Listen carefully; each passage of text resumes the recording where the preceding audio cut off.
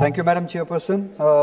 Finance bill के हवाले से चूंकि टाइम बहुत कम है मेरे पास, 2-4 पॉइंट्स मैं आपके जरिए गवर्नमेंट की नोटिस में लाना चाहता हूँ। एक जो बजट में सिग्निफिकेंटली डिक्रीज किया गया बजट एलोकेशन में जम्मू कश्मीर के हवाले से तकरीबन 1000 करोड़ रुपए का डिक्रीज किया गया, ये इसका जवाब अभी भी नहीं मिला, बजट की स्पीच में भी नहीं मिला, रेस्पॉन्स में भी नहीं मिला कि ऐसा क्यों किया गया, जबकि जम्मू कश्मीर जैसा कि आप जानते हैं लॉकडाउन से पहले भी लॉकडाउन से गुजरा है। 2019 में जब 370 हटाया गया, एक साल तक वहां पे गवर्नमेंट इम्पोज्ड लॉकडाउन था, तो हर कोई इंडस्ट्री, हर कोई सेक्टर जो है वो मुश्किलात से गुजरा, लॉकडाउन से गुजरा, फिर उसके बिजनेस बंद हुए, उसके बाद कोरोना का लॉकडाउन हुआ। तो ये जो कंपनसेट होना चाहिए था, कंपनसेट करने के बजाय एलोकेशन जो है पिछले साल से 1000 करोड़ रुपया कम हुआ। इसका जवाब नहीं मिला कि ये एलोकेशन जो है कम क्यों किया गया और बजाय कंपनसेट करने की ये सजा क्यों दे रही है। जम्मू कश्मीर जैसा कि आप जानते हैं 370 हटाने के बाद आज तक इन 5 सालों में पहली बार अनएम्प्लॉयमेंट रेट मुल्क में सबसे ज्यादा है जम्मू कश्मीर में, ऐसा पहले कभी नहीं था। पहले नंबर पे, दूसरे नंबर पे जम्मू कश्मीर ये हमने पहली बार देखा 370 हटाने के बाद। इस बजट में हमने टारगेटेड एम्प्लॉयमेंट स्कीम्स जो है इस इशू को एड्रेस करने के लिए कुछ नहीं देखा। इसके बरक्स उसके हवाले से भी कोई जवाब नहीं आया। मैं चाहता हूं कि एक जवाब आए, ये अनएम्प्लॉयमेंट को जो इन 5 सालों में बढ़ी है इस हद तक कि हम सबसे ज्यादा अनएम्प्लॉयड स्टेट बन चुके हैं, इसको एड्रेस करने के लिए गवर्नमेंट ऑफ इंडिया कर क्या रही है। उसके बरक्स आप देखिए पुलिस का जो बजट है उसमें एलोकेशन तकरीबन 1000 करोड़ रुपए के करीब बढ़ा दी गई है। इंडस्ट्रीज पे नहीं, हेल्थ सेक्टर पे नहीं, एजुकेशन पे नहीं, हॉर्टिकल्चर पे नहीं, टूरिज्म पे नहीं, बल्कि पुलिस पे 1000 करोड़ रुपए का इंक्रीमेंट किया गया है इस बजट में।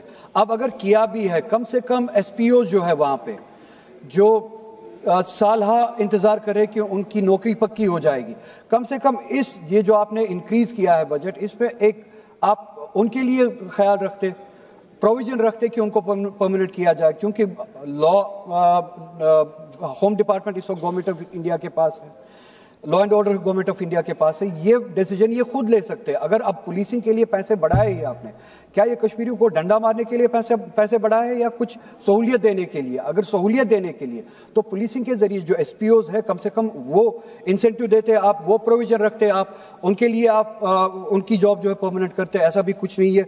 टूरिज्म जो है जैसा कि मैंने कहा 2019 से पहले भी जब वो सैलाब आया था, फ्लड आया था, तब से लेके अभी तक कंटिन्यूसली इन हालात से गुजर रहा है। बस 1 मिनट मैडम, इन हालात से गुजर रहा है। टूरिज्म के सेक्टर को एड्रेस करने के लिए भी, उसको कंपनसेट इंसेंटिवाइज करने के लिए भी कोई प्रोविजन नहीं है।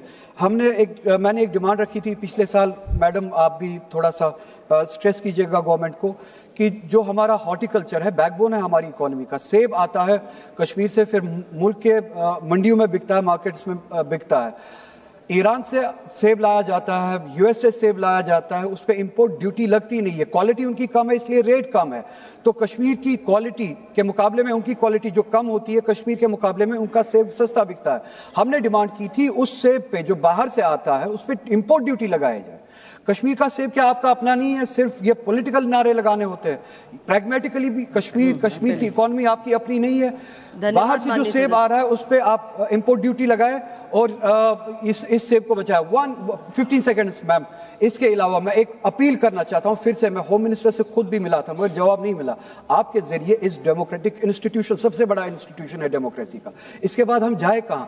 हजारों नौजवान हमारे बंद है पिछले 5 सालों से, 7 सालों से, विदाउट ट्रायल्स। या तो उनकी सजा खत्म की जाए, उनको अपने घरों में वापस भेजा जाए, या कम से कम उनको कश्मीर में लाया जाए। मुल्क के मुख्तलिफ जेलों में उनको। Thank you, Chairman, ma'am. I just want to cover certain points and I'll go straightforward to it. The country has heard of tax terrorism, and now we have also seen the tax terrorists of this country, that is this government. And the